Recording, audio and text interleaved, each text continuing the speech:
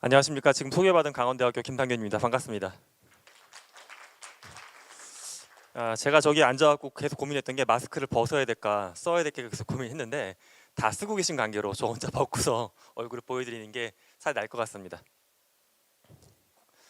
메타버스라는 용어 된 게 굉장히 생소하시죠? 이 용어를 혹시 잘 알아서 오신 분 계십니까? 난 이 용어를 좀 들어봤는데 궁금해서 왔다. 예, 별로 없으실 것 같아요. 굉장히 생소한 개념인데 도대체 무엇을 오늘 이야기할지 한번 풀어보도록 하겠습니다. 제가 이제 예측하는 게 한 가지가 있습니다. 인류가 몇 년 지나면 지금보다 뭔가 새로운 공간에서 우리가 살아갈 것이다. 그 네 글자 공간을 저는 메타버스라고 말씀을 드리는데 이 공간에 대해서 오늘 이제 말씀을 드리다 보면 아마 몇 가지 생각이 들으실 거예요. 처음에는 굉장히 예전부터 있었던 것 같다. 용어만 바뀌었지 뭔가 익숙한 개념이다. 이런 것도 좀 있으실 것 같고요. 또 어떤 거는 정말 새롭다. 제가 현재 시점으로 말씀을 드리는 거지만 정말 현재 이렇게 살아가는 사람들이 있느냐라고 굉장히 충격적이다라는 생각도 드실 수가 있고요. 또 하나는 그러면서 놀랍다. 미래가 이렇게 멋져지는구나 라는 기대감이 들으실 수도 있지만 한편으로는 좀 두렵다. 사람이 또는 우리 사회가 이렇게 살아가도 괜찮은 거냐라는 걱정까지 아마 생기실 것 같아요. 그러면 도대체 메타버스는 무엇인가? 이렇게 두 단어를 합성한 용어가 되겠습니다. 무언가를 초월한다라고 하는 메타와 세상을 의미하는 유니버스가 붙어가지고 현실을 초월한 가상의 세상을 우리가 메타버스라고 부릅니다. 그럼 현실 공간도 굉장히 넓고 뭔가 복잡한 일이 많은데 왜 우리는 가상의 세상까지 원하고 있느냐? 여기에 우리 머릿속에서 원하고 있는 세 가지 욕망을 간단히 한번 살펴보겠습니다. 제가 맨 앞부분 슬라이드에 저를 인지과학자라고 적어놨는데 저는 사람의 마음을 연구하는 사람입니다. 우리 마음에 어떠한 갈증이 있길래 이 세상으로 자꾸 가고자 하는지 그 얘기를 잠깐 드리려고 합니다. 첫 번째는 자극이에요. 인간의 뇌는 굉장히 복잡한데 이 복잡한 내가 원하는 첫 번째가 뭐냐면 새로움입니다. 자극을 원해요. 지금 여행을 못 가고 계시잖아요. 그죠? 여행. 사람들하고 모여가지고 새로운 거 먹으러 가는 것도 잘 못하고 계시잖아요. 그래서 힘들죠. 새로운 자극이 지금 부족한 생활이기 때문에 그렇습니다. 두 번째는 뭐냐 하면 지배예요. 인간은 무언가를 갖고 있어도 더 많이 갖고 싶죠. 이기고 싶고 더 많은 걸 이루고 싶고 지배 욕구가 인간의 근원 중에 하나고요. 마지막 세 번째는 지금 보여드린 두 개와는 또 왠지 좀 반대되는 느낌이 드실 겁니다. 세 번째는 바로 균형입니다. 지배나 자극은 인간을 조금 위험하게 만들어요. 또는 향상성이라는 걸 깨트리기 때문에 약간 스트레스가 있는 상황으로 갈 수밖에 없습니다. 새로운 공간 여행을 가면 즐겁긴 하지만 뭔가 좀 불안한 마음도 있죠. 막 새로운 맡은 프로젝트를 하다 보면 이 프로젝트가 잘 돼갖고 기쁘기도 하지만 이러다 망하면 어떨까라는 불안감도 생깁니다. 세 번째 인간이 원하는 감정은 균형이에요. 뭔가 안전함을 원합니다. 이 세 가지를 우리는 메타버스를 통해서 하나하나 더 찾아가고 있습니다. 이 세상은 지금부터 이제 네 개의 세상으로 제가 쪼개갖고 보여드릴 겁니다. 첫 번째 세상은 이름이 뭐냐 하면 증강현실 세계입니다. 들어보셨거나 해보셨을 거가 나와요. 첫 번째 보면 우리가 증강현실이라는 단어를 이야기 드리면 한국인들은 대부분 이거 떠올리세요. 요거 다 아시죠? 직접 해보시진 않았더라도 누구나 다 알 겁니다. 이 자리에 계신 분들. 포켓몬고. 포켓몬고를 만든 회사가 구글의 자회사예요. 나이언틱이라고 하는 구글의 자회사인데 사실은 포켓몬고보다는 훨씬 더 멋있게 만들어 놓은 게 이미 나와 있긴 합니다. 그게 뭐냐 하면 요겁니다. 인그레스라고 하는 프로그램이 있어요. 인그레스는 혹시 어렸을 때 이거 해보셨나요? 이렇게 땅 따먹기? 이렇게 돌 같은 거 땅땅땅 튀겨가지고 제가 이거 물어보니까 지금 20대 중반 넘는 친구들까지는 아는데 이제 대학교 1, 2학년들까지만 해도 땅 따먹기를 안 해봤다고 하더라고요. 땅 따먹기입니다. 지금 연령대 거의 다 아실 것 같은데 땅 따먹기를 그렇게 고전적으로 땅바닥에 엎드려서 하는 게 아니라 굉장히 멋있게 하는 인그레스라는 게 있어요. 이 앱을 들고 지나다니다 보면 실제 공간에 아무것도 없는데 갑자기 초록색 기둥이 올라와요. 기둥이 올라오면서 기둥에다 내가 어떤 액션을 취하면 그 점이 내게 됩니다. 이렇게 해서 세 점을 딱 내가 따내면 이 땅이 내 땅이 되는 겁니다. 그래서 어른들끼리 팀을 짜가지고 한 도시를 놓고서 왔다 갔다 하면서 땅 따먹기 게임을 전 세계 대회를 하고 있어요. 국내도 가끔씩 대회를 합니다. 이런 논리적인 것만 있냐 하면 이미 오른쪽과 같은 이런 것들도 나와 있습니다.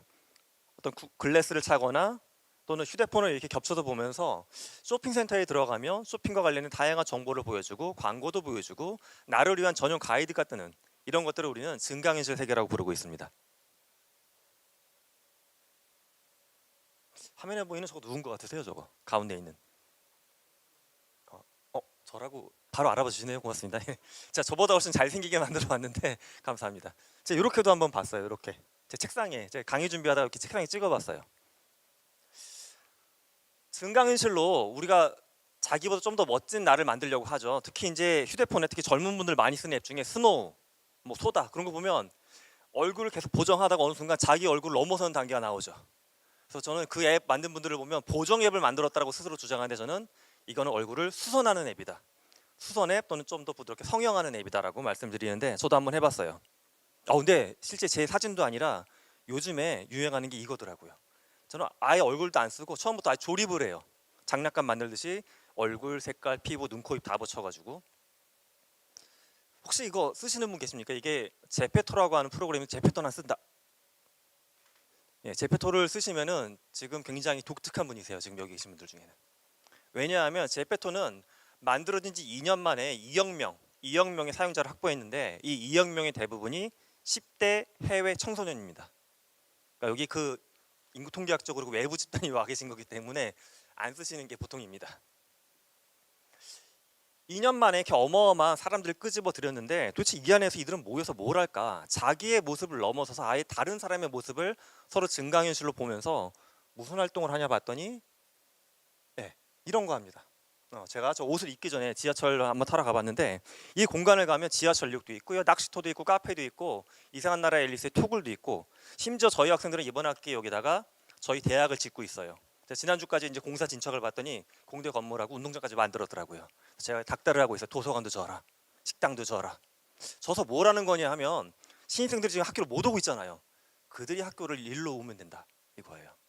물론 여기서 공부를 하거나 복잡한 건 못하겠지만 학교를 한 번도 못 와본 2020년 그러니까 20학번은 지금 그런 얘기를 해요. 강원대학교는 상상 속의 공간이 아니냐. 난 학교를 한 번도 가본 적이 없다. 이런 말들을 에브리타임에서 하고 있어요. 그들이. 자, 이런 공간에 들어와서 뭘 하냐 하면 이들은 그냥 수다도 떨기도 하고 간단하게 게임을 하기도 하고 뭔가 자기만의 활동들을 해요. 전 세계 2억 명이 10대가 모여서 이 짓을 하고 있습니다. 현재. 이러면 뭔가 되게 무의미한 것 같긴 한데 여기서 굉장히 또 독특한 어른들이 할 수 있을 만한 행동도 이들이 하고 있습니다. 그게 뭐냐 하면 아이템을 만들어서 이 안에서 사고 파는 행동을 실제 하고 있습니다. 자기가 사용하는 옷이나 다양한 장신구들을 여기 나와 있는 유명한 브랜드들 있죠. 나이키부터 시작해서 디즈니 다 입점이 되어 있어요. 이런 브랜드만 거래되는 게 아니라 저도 만들 수 있어요. 제가 만들었더니 아무도 안 사가긴 하는데 이미 여기서 브랜드를 만들어 가지고 판매하고 있는 청소년들이 많이 있어요. 그러면 그게 실제 환전이 돼서 자기 돈으로 들어옵니다. 그리고 올해 보면 굉장히 신기한 두 건의 투자가 있었는데 YG 엔터테인먼트하고 빅히트 엔터테인먼트가 각각 50억, 70억, 총 120억의 금액을 이 회사에 투자를 했어요. 왜 투자했냐 하면 자기들이 갖고 있는 연예인들 IP 콘텐츠를 바탕으로 제페토 안에 물건도 만들고 이들을 이 안에서 활동하는 가상의 연예인으로 빌려주기 위해서 이 작업을 하고 있습니다. 이미 그래서 얼마 전에 트와이스 같은 경우에는 새로운 안무를 여기서 선 공개를 했어요. 팬 사인회도 이 안에서 하고 있습니다. 자, 우리는 이 세상을 들어가 본 적이 없지만 이미 2억 명이 이 안에서 굉장히 놀라운 활동들을 벌이고 있는 겁니다. 두 번째는 첫 번째보다는 조금 더 익숙한 제가 세상을 보여드리려고 합니다. 두 번째는 우리가 우리의 삶을 하나하나 기록하고 있는 세상, 라이프 로깅 세계를 한번 여행을 해보겠습니다. 삶을 기록한다라고 하면 우리가 가장 많이 떠오르는 게 이런 것들이죠. 페이스북, 뭐 트위터 이런 거. 혹시 제가 잠깐 조사해 볼게요. 혹시 나는 페이스북이나 카카오 스토리를 주로 쓴다. 많이 계세요. 제가 많을 것 같았어요. 그러면 인스타그램을 난 제일 많이 쓴다. 인스타그램. 그렇죠. 나는 틱톡을 쓴다. 틱톡 쓰시는 분 안 계십니까? 역시 여러분들은 저의 기대를 저버리지 않고 그 인구 통계학적 정보를 그대로 보여주셨어요. 지금 저를 포함한 주로 이제 30대부터 50대 분들까지가 가장 많이 쓰는 플랫폼이 현재 페이스북하고 카카오 스토리입니다. 그래서 10대나 20대들한테 이제 제가 페이스북 쓴다라고 하면 그들이 저한테 그 얘기를 해요. 탑골에 계시는군요라고 얘기를 해요. 탑골에. 탑골 SNS라고 부르더라고요, 페이스북을. 아, 근데 너희는 못 쓰니? 그러면 이제 20대, 30대 초반, 중반까지는 인스타, 그다음 10대는 틱톡, 그리고 틱톡보다 더 핫한 플랫폼을 좋아하는 친구들은 아까 보여드렸던 제페토에서 놀고 있습니다. 그런데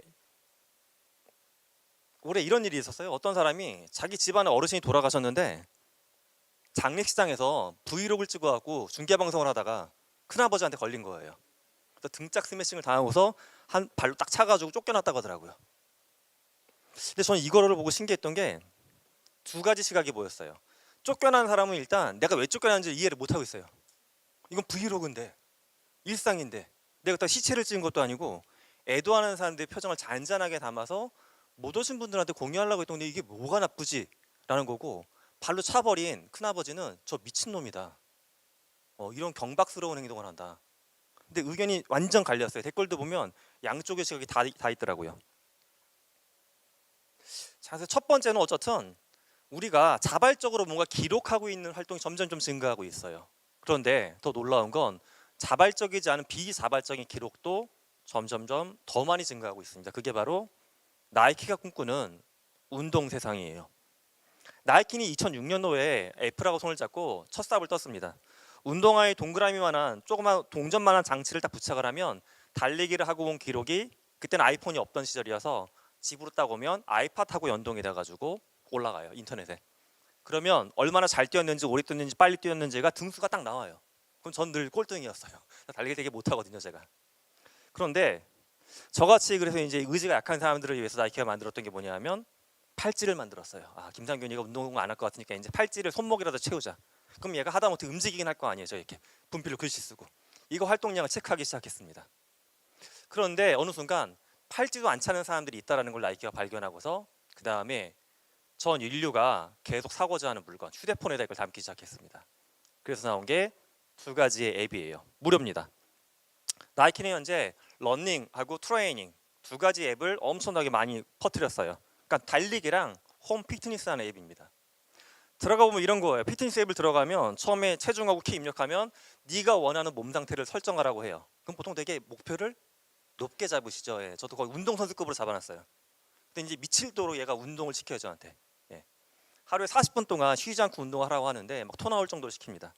근데 하루 안 하죠. 그럼 그 다음에 또 알람이 떠요. 어제 왜 안 했니? 그러고 하고 나면 또 칭찬한다고 얘가 안내 메시지를 막 보내줍니다. 나이키가 도대체 이 짓을 왜 할까? 이 안에서 운동복 팔거나 하는 거 아니에요, 나이키가.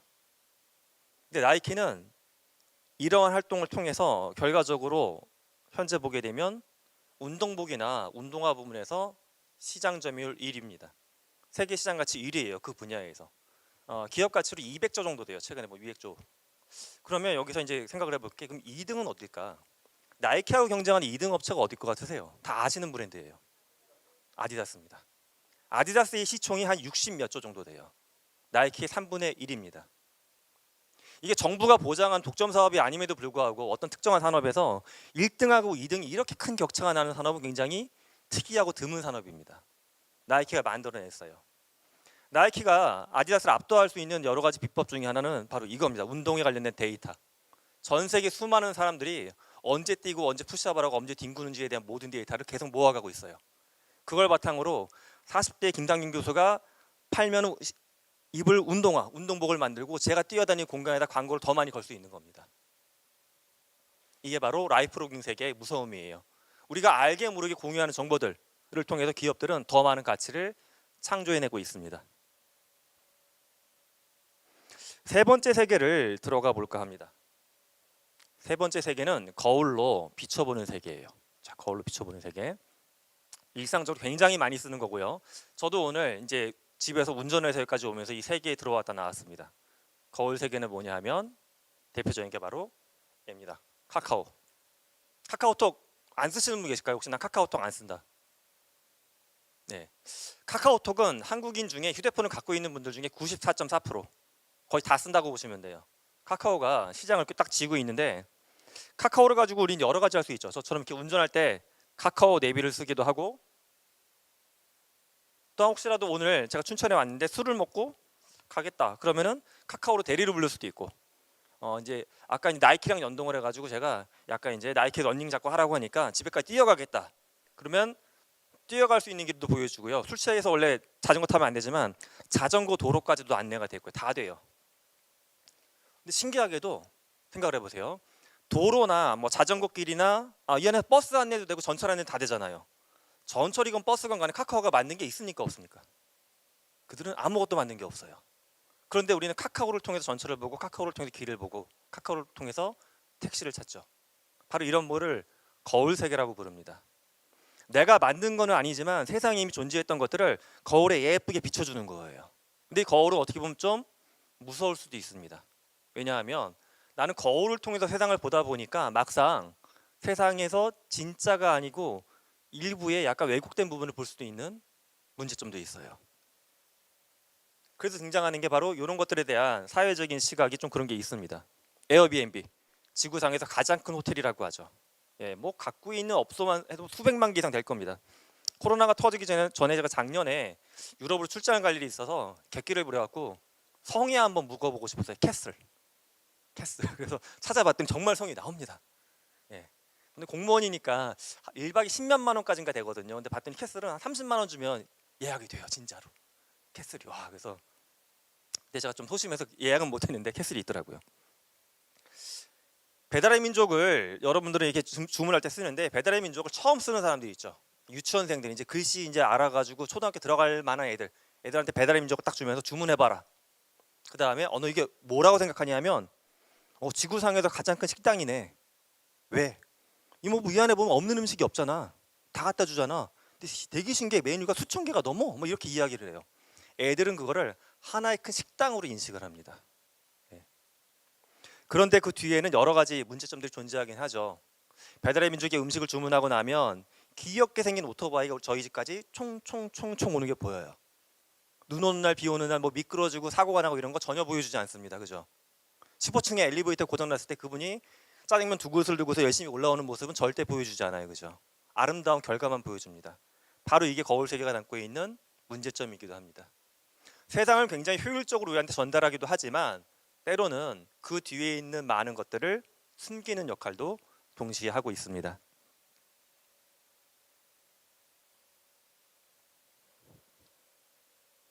자, 여러분들이 마스크를 쓰고 계셔서 표정이 잘 안 보이니까 제가 잘 듣고 계시리라고 생각을 합니다.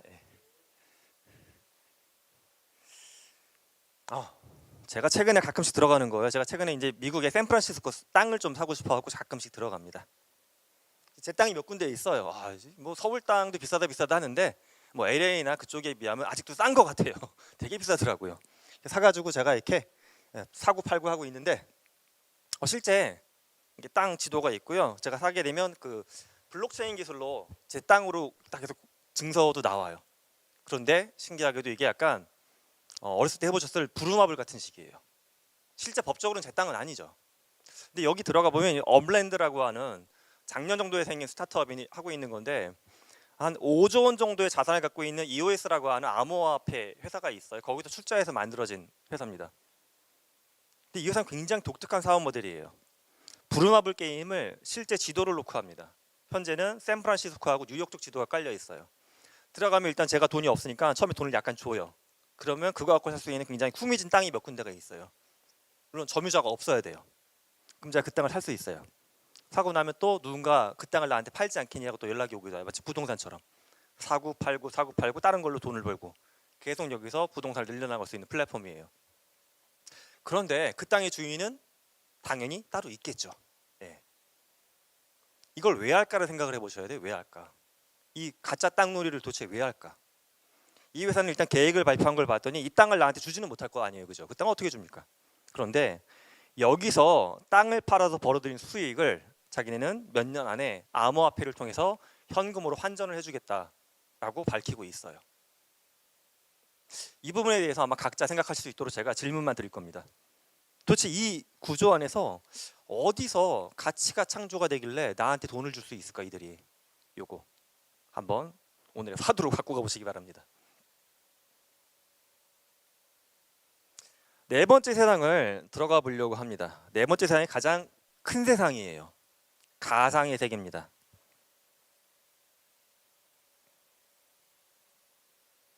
올해 코로나로 학생들이 학교에 많이 못 오다 보니까 해외에서 또는 국내에서 굉장히 독특한 현상이 많이 발생했는데, 앞서 이제 저희 대학 저희과 친구들은 올해 제페토안에서 강원대학교를 짓고 있는데 아마 다 완성은 못할 것 같아요. 학교가 너무 넓어요. 너무 넓어서 완성 못할 것 같은데, 이 큰 프로젝트를 끝낸 친구들이 있기도 하더라고요. 제페토랑 약간 비슷하긴 한데 마인크래프트라고 하는 회사가 있습니다. 플랫폼이 있는데, 이게 몇 년 전에 빌 게이츠 회장이 3조 1천억 정도에 인수했어요. 근데 달랑 그 회사가 갖고 있는 건 게임 한 종류였어요. 게임 하나. 그게 마인크래프트예요. 그러니까 회사 이름은 못장이라는 회사였고 게임이 마인크래프트였는데, 바로 이런 걸 만드는 프로그램이에요. 일단 화면만 딱 보시면 어떠세요? 느낌? 뭔가 재미가 있거나 되게 세련됐거나 신기하거나 이런 느낌이 별로 안 들어요. 처음에 게임을 안 하시는 분들이 이게 일종의 게임으로 분류하고 있는데, 이걸 딱 보시면 굉장히 의아해 하시는데, 얘는 사운드도 굉장히 후지고 그래픽도 되게 이상하고 되게 재미가 없다, 되게 엉성하다. 그래서 제가, 그런데요, 이거를 몇 년 전에 빌 게이츠가 3조 1천억 원에 샀다라고 하면 그 사람 미쳤나 보다 이제 라고 얘기를 하시는데, 빌 게이츠가 몇 년에 했던 선택 중에 굉장히 성공적인 선택으로 이미 평가가 됩니다. 왜냐하면 이 마인크래프트라는 프로그램은 역사적으로 만들었던 게임 중에 가장 많은 양이 판매가 됐어요. 점점 판매량이 증가해가지고. 뭐라는 거냐? 그래픽적으로 이렇게 예쁘지 않은 이 게임에서 사람들은 자기만의 세상을 직접 만들어냅니다. 그래서 이제 올해 있었던 게, 왼쪽에 보게 되면 벽돌색 건물이 위아래가 보이는데, 위쪽이 실제 학교이고요, 아래쪽이 마인크래프트 안에서 학생들이 만들어 놓은 건물입니다. 몇몇 대학에서 저런 일이 발생했는데, 대학에 못 오니까 누가 시켜서 한 것이 아니라 학생들이 자발적으로 그 안에다가 자기 학교를 짓기 시작을 한 겁니다. 심지어 학생 식당도 짓고, 미국에는 보면 학교 안에 트럭들이 많이 들어와 있잖아요. 푸드트럭 같은 거. 푸드트럭도 똑같은 위치에다 똑같이 만들어 놨어요. 그 옆에 있던 것은 올 여름쯤에 일본에서 초등학생들이 만들어 놓은 학교예요. 학교 뭐 졸업식도 하고 해야 되는데 졸업식을 못 하니까 이들이 만들어 놓은 게 뭐냐 하면, 먼저 자기가 졸업장을 줬어요. 졸업식장을 그 안에다가.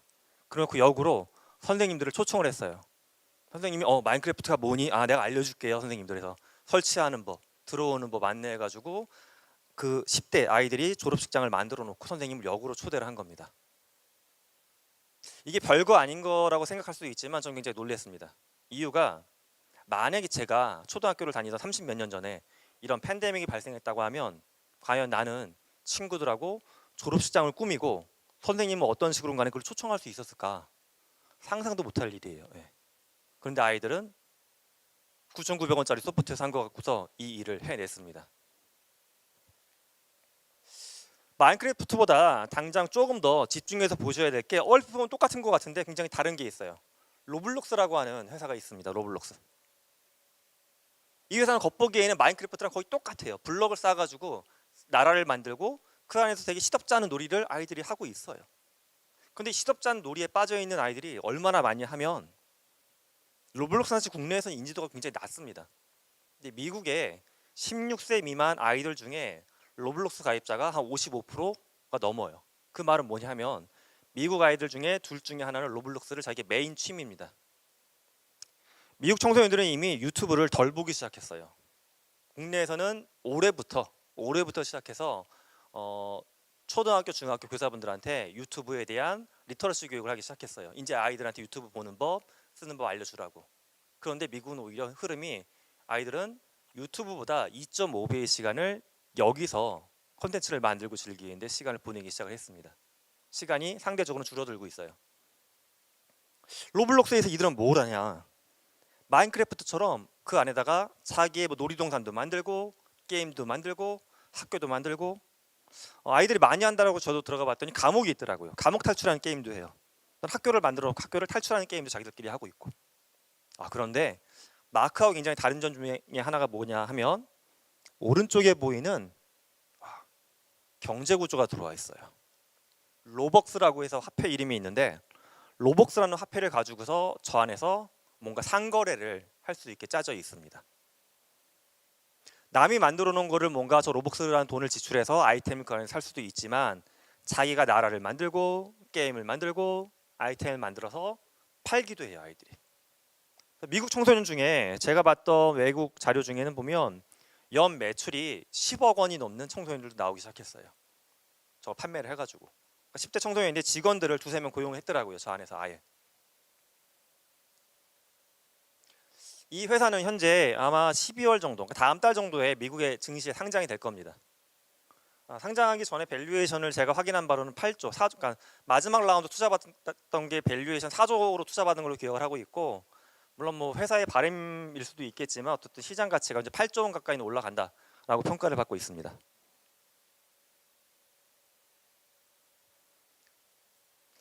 그 다음에 우리나라에서 이제 청소년들이 많이 하는 게임 중에 배틀그라운드가 있어요. 배틀그라운드가 여러 명이 싸워가지고 맨 마지막에 한 명이 살아남는, 흔히 뭐 치킨 먹었다 하는 그 게임인데, 비슷한 플레이 규칙을 가지고서 미국에서는 사실 배틀그라운드보다 훨씬 더 인기가 많은 게 화면에 보여드리는 포트나이트라는 게임이 있습니다.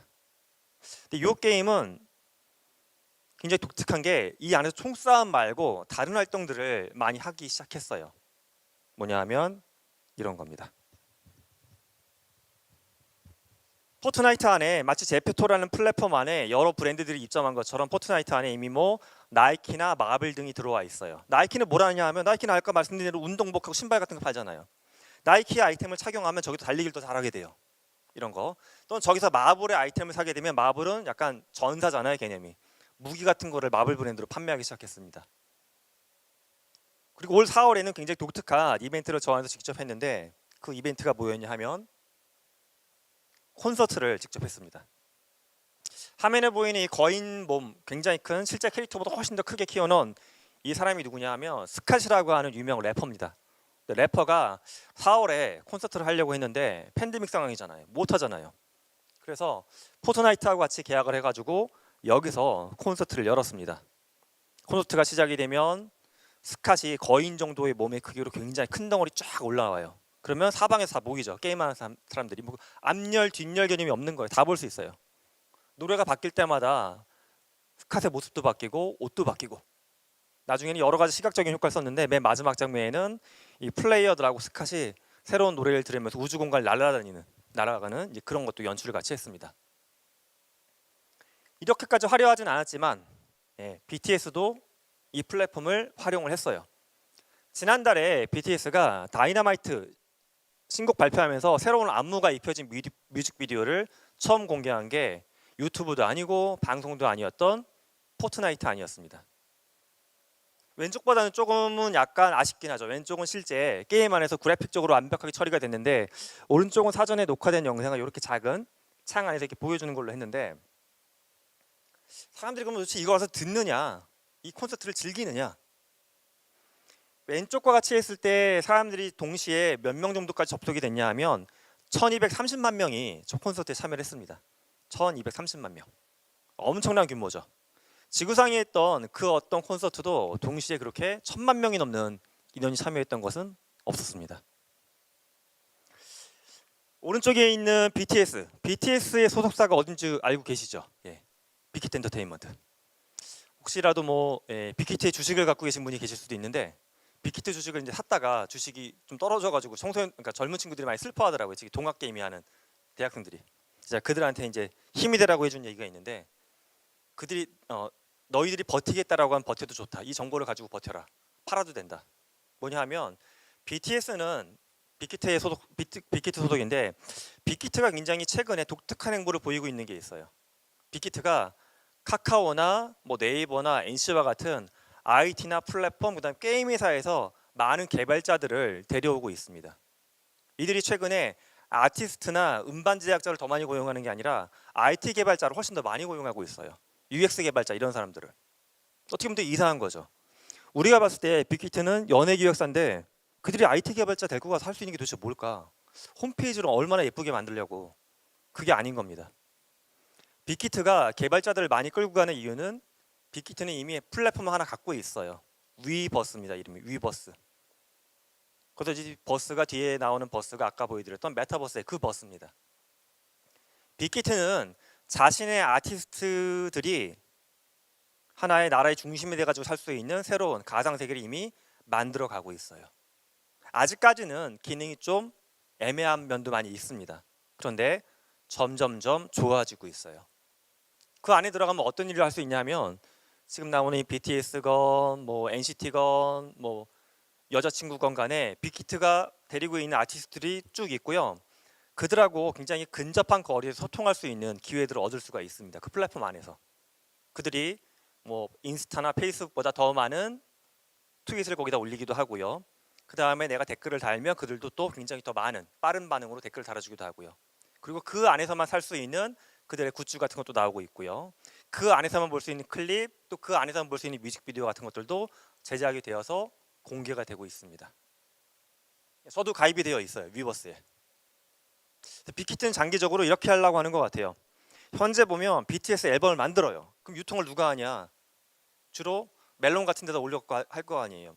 콘서트를 한다 그러면 네이버나 또 팀원 같은 데도 티켓을 팔죠. 그게 싫은 거죠.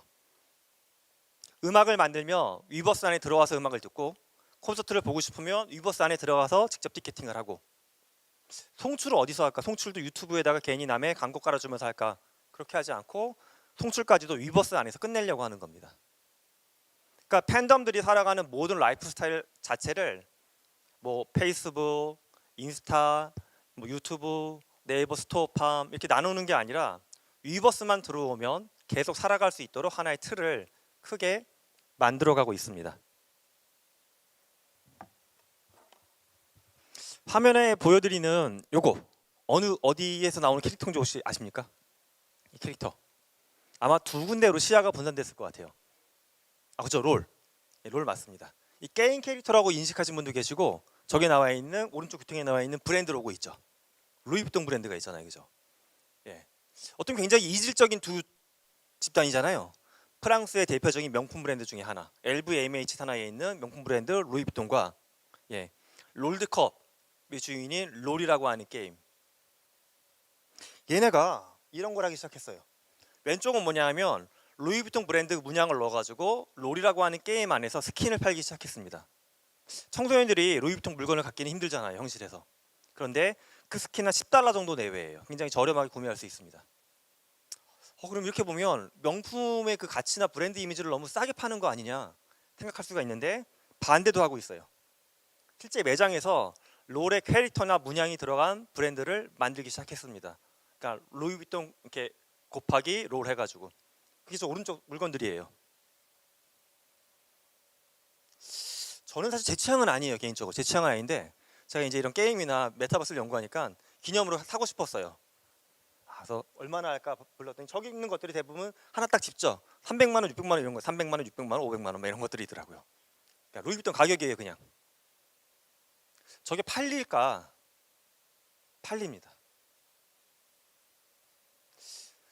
루이비통은 이미 그 전부터 특이한 작업들을 했는데 2016년에는 이런 광고를 만들었어요. 굉장히 현실적으로 이상한 구조로 가방을 들고 있는 여자분이 나오죠. 이렇게 가방 이렇게 되게 불편한. 2016년에 찍었던 광고에 나오는 저 주인공은 실존 인물이 아닙니다. 우리는 저런 캐릭터를 메타버스 안에서 살아가는 버추얼 빙, 가상의 존재라고 부릅니다. 버추얼 빙이라는 말 자체는 사실 작년까지만 해도 언론에 거의 나오지 않았던 말인데 올해는 굉장히 사용량이 증가하고 있어요. 버추얼 빙. 지난달인가 발표가 있었죠. 그 SM에서 에스파라는 걸그룹 만들었잖아요. 에스파. 또 얼마 전에 블랙맘마로 데뷔를 했는데 그 걸그룹을 보면 버추얼 빙 개념이 등장하고 있어요. 실제 멤버 4명이 있고 이 4명을 모티브로 해서 가상세계에 사는 멤버 4명을 만들었어요, 이미. 근데 물론 언론에는 좀 편하게 부르려고 아바타라고 표시를 하긴 하는데 정식적으로 이제 그런 캐릭터를 우리는 버추얼 빙이라고 부릅니다. 가상세계에 존재하는 독립적인 주체죠. 자, 저 캐릭터를 가지고서 루이비통은 2016년에 광고를 했고요. 프라다도 그 전에 광고를 또 만든 사례가 있습니다. 다른 기업 사례를 보면 프랑스에서만 이런 움직임이 있느냐, 옆 나라 영국을 보게 되면 영국의 대표적인 명품 브랜드 중에 하나인 버버리도 이런 작업들을 하고 있는데 버버리는 아예 메타버스를 직접 만들기 시작했습니다. 그래서 버버리가 지난 여름에 발표했던 메타버스는 뭐냐면 서핑하는 세계예요. 서핑하는 세상. 처음에 딱 서핑 세상에 들어가면 무료로 아이디를 주고 무료로 게임이 시작되는데 서핑할 때 입는 내 옷이나 서핑하는 장비들이 다 버버리 특유의 저 문양을 갖고 있습니다. 그래서 저거를 사용하도록 계속 유도를 하는 겁니다. 이쯤에서 이제 질문을 해봐야 돼요. 도대체 왜 명품 브랜드가 전혀 명품하고 무관할 것 같은 자꾸 이런 게임을 중심으로 한 가상세계에 관심을 갖고 있을까? 명품의 매출이 줄어들고 있지는 않아요. 줄어들고 있지는 않는데 어떤 고민을 갖고 있냐 하면 소비자의 나이대가 변화하고 있음을 그들은 감지하고 있습니다. 명품은 현재까지는 주로 나이가 많은 사람들이 소비하는 브랜드라고 인식이 되어 있는데 명품 브랜드들이 이제 시장의 흐름을 조사해 봤더니 앞으로 불과 한 5년, 10년 안에 명품 소비자의 절반 정도가 현재 M세대 또는 G세대라고 부르는 젊은 층이 될 것이라고 예상을 하고 있는 겁니다. 그럼 그들을 만날 수 있는 공간에 가서 명품 브랜드를 계속 알려야 되는데 그들은 더 이상 대형 백화점에 오지 않아요. 그들은 무신사에서 옷을 사서 입거나 하지 백화점에 와가지고 막 고르고 자판에서 싼 거 사고 이런 거 안 해요. 싼 옷 입으려면 그냥 무신사에서 주문하고 맙니다. 그들은 비싼 패션 잡지 보지 않아요. 예. 그들한테 어떻게 명품의 브랜드를 알 수 있을까 고민하다가 명품 회사의 생각은 그들이 주로 머무는 메타버스에 들어가겠다라고 결정을 한 겁니다. 그래서 이런 게임 안으로 들어간 거예요. 현명한 선택이었다고 보는 게 왼쪽에는 롤을 보게 되면 롤이 이제 세계 챔피언십이 있어요. 롤드컵이라고 부르는 대회가 있는데 롤드컵을 실제 중계 방송을 하면 결승전을 보는 사람이 대략 1억 명에서 한 100만 명 정도 빠져요. 한 9,800만, 9,900만이 동시에 접속해서 롤드컵 경기를 봅니다. 롤을 안 하시는 분들은 되게 이상한 것 같아요. 보면 그냥 게임하고 있는 걸 전 세계 1억 명의 인구가 도대체 왜 지켜보고 있어요, 이거를. 근데 그 비슷한 행동을 우리는 다른 데서 하고 있죠. 미국의 NFL, 미식축구 경기 보게 되면 결승전 시청하는 인구가 9,800만 명 정도 된대요. 보고 있었잖아요. 약간 다른 맥락으로 가상 세계의 경기를 좀 더 많은 사람들이 보기 시작한 겁니다.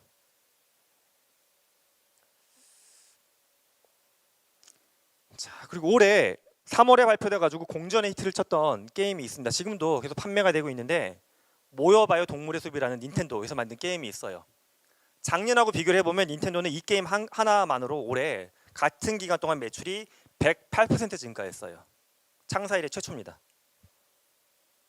이 안에 사람들은 뭘 하고 있냐 하면 왼쪽과 같이 횟집을 만들거나 미술학원을 차리기도 하고 요게 나왔으면 밑에 걸 한번 보시면 됩니다.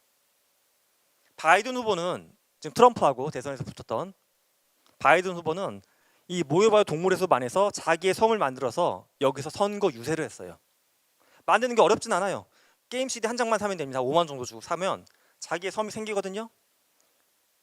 내 섬을 만들면 섬의 코드를 공유할 수 있어요. 섬의 코드 공유하면 저도 들어가 봤어요. 들어가 봤더니 바이든 HQ라는 섬이 있어요. 들어가면 왼쪽과 같이 선거 사무실이 있습니다.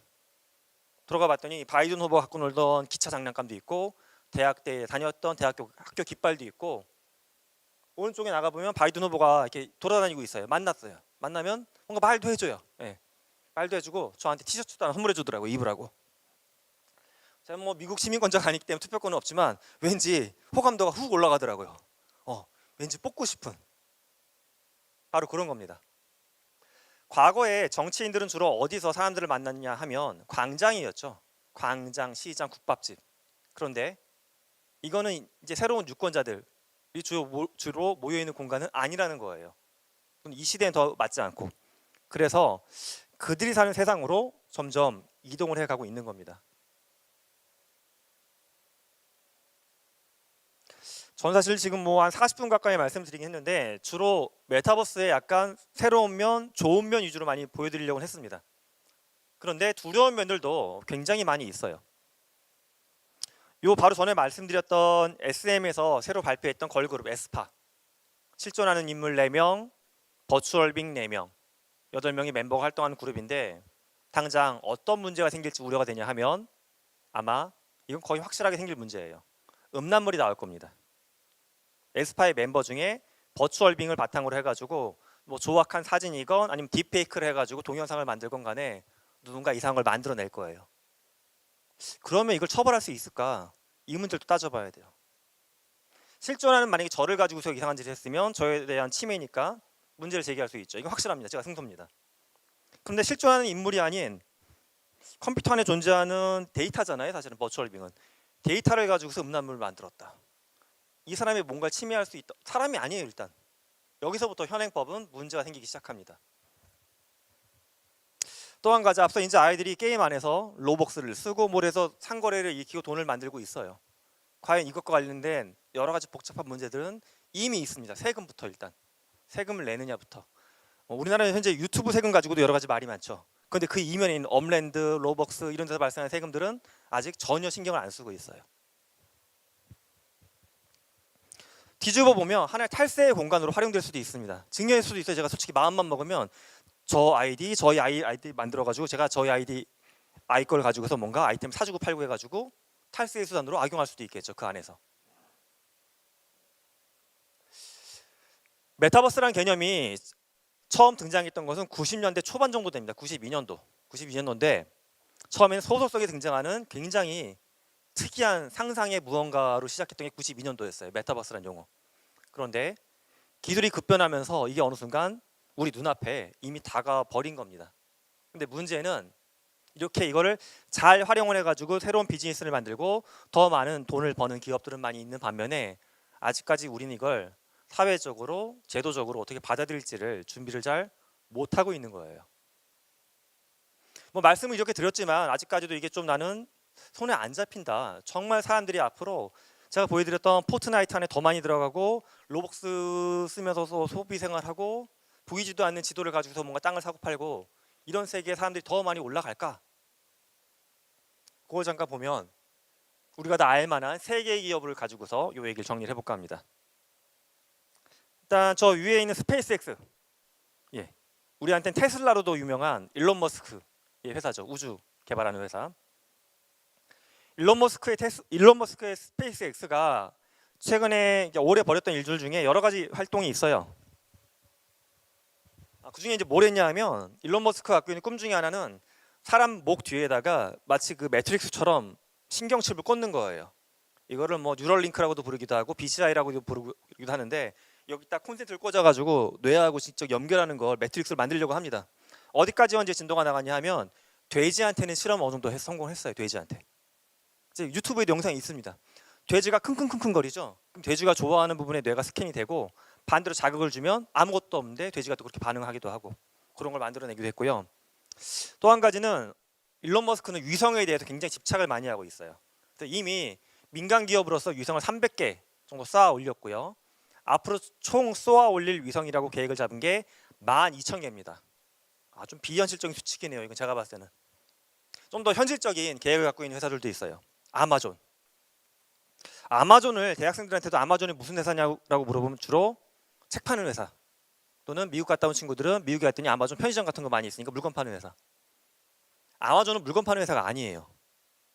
아마존이 시가총액이 항상 뭐 1등부터 5등 안에 들어가는 회사인데 아마존의 매출을 대부분 장악하고 있는 것은 책을 팔거나 그로서리 팔아서가 아니라 아마존의 매출 비중 중에 13% 부분이 있어요. 13% 작아 보이죠. 이 13%인데 전체 매출이익, 영업이익을 놓고 보면 이게 전체 영업이익의 3분의 2 이상을 차지하고 있는 게 있어요. 그게 뭐냐 하면 여태까지 쭉 보여드렸던 메타버스 기업들이 있죠. 그 기업들에서 필요한 네트워크하고 서버를 빌려주는 서비스입니다. 아마존 웹 서비스, AWS. 아마존은 이게 앞으로도 더 노다지라는 걸 이미 확신을 하고 있어요. 그래서 아마존은 이미 올해 미국에서 통신을 관리하는 연방통신위원회에다가 승인을 받았습니다. 아마존 명의로 3,300개 위성을 쏘아 올리겠다. 자금은 12조 준비했다. 오케이 받았습니다. 쏠 거예요. 가운데 있는 애플은 무엇을 또 연구하고 있냐 하면 위성하고 내가 손에 쥐고 있는 아이폰 있죠. 다이렉트로 통신하는 것을 연구하기 시작했어요. 이들이 도대체 이걸 왜 하고 있을까? 이들이 하고 있는 이런 활동들을 최근에 이제 가끔씩 언론에 나오는 키워드로 보게 되면 뭘 준비하냐 하면 6G를 준비하고 있는 겁니다. 우리는 지금 5G 쓰고 있다라고 하죠. 6G는 뭐 아직까지는 확정은 안 됐지만 일단 나오게 되면 첫 번째는 속도가 현재 5G보다 30배는 빠를 겁니다. 30배 빠른 인터넷 갖고 뭐 하실 것 같으세요? 영화를 동시에 30개 틀어놓고 볼까요? 넷플릭스 지금 누르면 바로 나오죠? 멜론 누르면 바로 음악 나오잖아요. 음악을 30개 틀어놓고 들으실 거 아니잖아요. 그죠?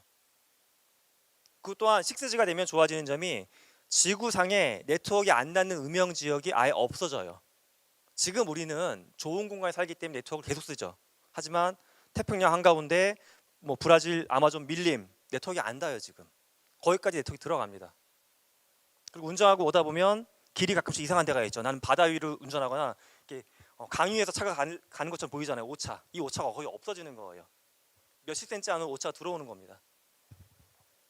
이들이 이걸 만드는 이유는 지금보다 내비게이션을 더 잘 만들어 주려고, 지금보다 더 빠르게 영화를, 넷플릭스를 보여주려고 하는 게 아니에요.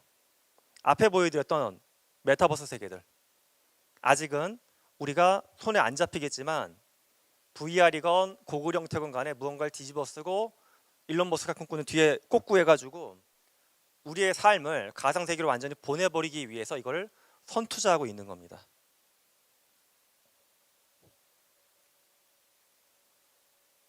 어떻게 보면 좀 무서우지 않으세요? 여기는 이제 써놓지 않았지만 페이스북 있죠. 아까 이제 제가 소셜미디어에서 잠깐 보여드렸던 페이스북 보게 되면 올해 저거를 발표했죠. 저도 지금 주문해놓고 아마 오늘 도착한다고 연락이 왔는데, 오큘러스 퀘스트 2, 예, VR 장비 뒤집어 쓰는 거. VR 장비 연구하는 제가 저분한테 여쭤봤어요. 한번 그 뭐 S대에 있는 신경과 과장님한테 여쭤봤어요. 그분이 VR 장비 연구하고 계셔갖고 이제는 쓸만하냐.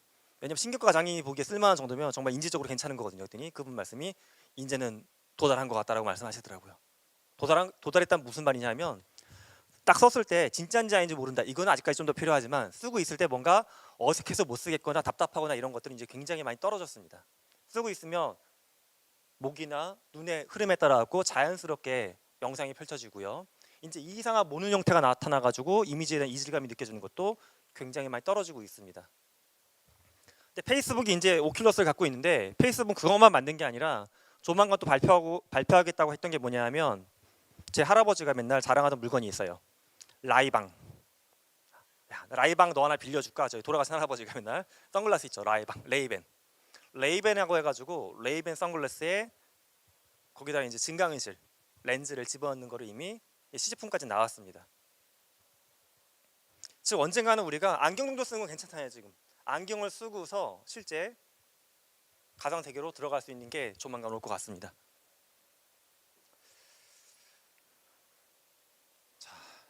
마지막은 제가 오늘 말씀드렸던 것을 좀 자세하게 정리했던 책이 한 열흘 정도 후면 실제 나올 것 같습니다. 이 책을 또 필요하신 분 나중에 한번 찾아서 보시면 도움이 되지 않을까 생각을 합니다.